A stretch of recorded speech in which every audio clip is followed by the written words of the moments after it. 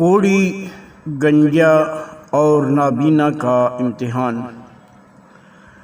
بنی اسرائیل میں 3 شخص تھے، ایک کوڑی، ایک نابینا اور ایک گنجا۔ اللہ تبارک تعالیٰ نے ان تینوں کا امتحان لینا چاہا۔ اللہ پاک نے ان کے پاس ایک فرشتہ بھیجا۔ فرشتہ پہلے کوڑی کے پاس آیا اور اس سے پوچھا کہ تمہیں سب سے زیادہ کیا چیز پسند ہے؟ کوڑی نے جواب دیا کہ اچھا رنگ اور اچھی جلد، کیونکہ لوگ مجھ سے نفرت کرتے ہیں۔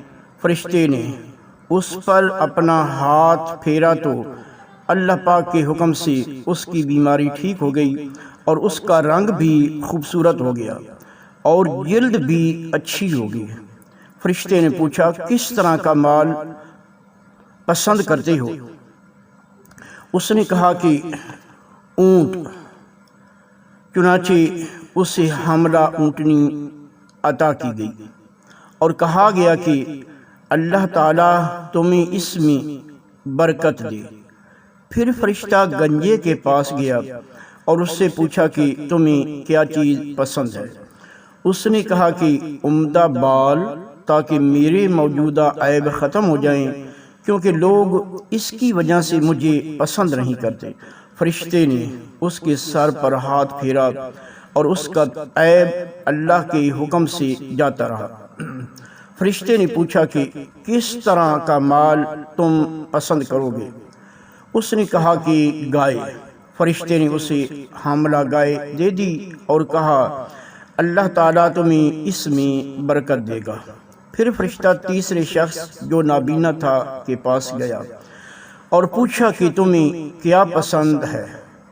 اس نے کہا اللہ تعالیٰ مجھے آنکھیں دے دے تاکہ میں لوگوں کو دیکھ سکوں۔ فرشتے نے ہاتھ پھیرا، اللہ تعالیٰ نے اس کی بینائی واپس کر دی۔ فرشتے نے پوچھا کہ کس طرح کا مال تم پسند کرو گے؟ اس نے کہا کہ بکریاں۔ فرشتے نے اسے حاملہ بکری دے دی۔ تینوں جانوروں کے بچے پیدا ہوئے اور کچھ عرصے میں اتنی برکت ہوئی کہ کوڑی کے اونٹوں سے اس کی وادی بھر گئی، گنجے کے گائے بیلوں سے اس کی وادی بھر گئی اور اندھے کی بکریوں سے وادی بھر گئی۔ فرشتہ دوبارہ اپنی اسی شکل و صورت میں کوڑی کے پاس گیا اور کہا کہ میں ایک نہایت مسکین آدمی ہوں، سفر کا تمام سامان و اسباب ختم ہو چکا ہے اور اللہ تعالیٰ کے سوا اور کسی سے توقع نہیں، لیکن میں تم سے اسی ذات کا واسطہ دے کر جس نے تمہیں اچھا رنگ، اچھی جلد اور مال عطا کیا، ایک اونٹ کا سوال کرتا ہوں جس سے سفر کی ضروریات پوری کر سکوں۔ اس نے فرشتے سے کہا کہ حقوق اور بہت سے ہیں، تمہارے لیے گنجائش نہیں۔ فرشتے نے کہا غالباً میں تمہیں پہچانتا ہوں، کیا تمہیں کوڑ کی بیماری نہیں تھی جس کی وجہ سے لوگ تم سے نفرت کیا کرتے تھے؟ ایک فقیر کی دعا سے تمہیں اللہ نے یہ چیزیں عطا کی۔ اس نے کہا کہ یہ ساری دولت تو نسل در نسل چلی آ رہی ہے۔ فرشتے نے کہا کہ اگر تم جھوٹے ہو تو اللہ تعالیٰ تمہیں پہلی حالت پر لوٹا دے۔ پھر فرشتہ گنجے کے پاس گیا اور اس سے بھی وہی درخواست کی۔ اس گنجے نے بھی وہی جواب دیا جو کوڑی نے دیا تھا۔ فرشتے نے گنجے کو بھی یاد دلایا کہ تم پہلے گنجے نہ تھے، پھر ایک فقیر کی دعا سے تمہارے بال آ گئے اور تمہیں اللہ نے اتنا مال عطا فرمایا۔ گنجے نے بھی وہی کہا کہ نہیں، یہ مال و دولت تو نسل در نسل چلی آ رہی ہے۔ فرشتے نے کہا کہ اگر تم جھوٹے ہو تو اللہ تعالیٰ تمہیں پہلی حالت پر لوٹا دے۔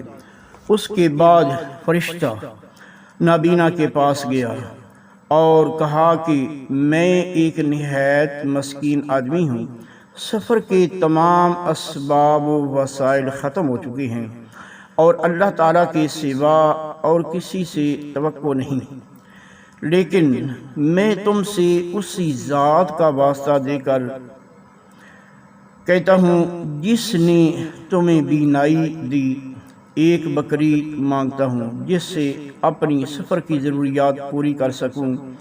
اس نے جواب دیا کہ واقعی میں نابینا تھا اور اللہ تعالیٰ نے مجھے بینائی عطا فرمائی، اور واقعی میں فقیر مفلس تھا اور اللہ تعالیٰ نے مجھے مال دار بنایا۔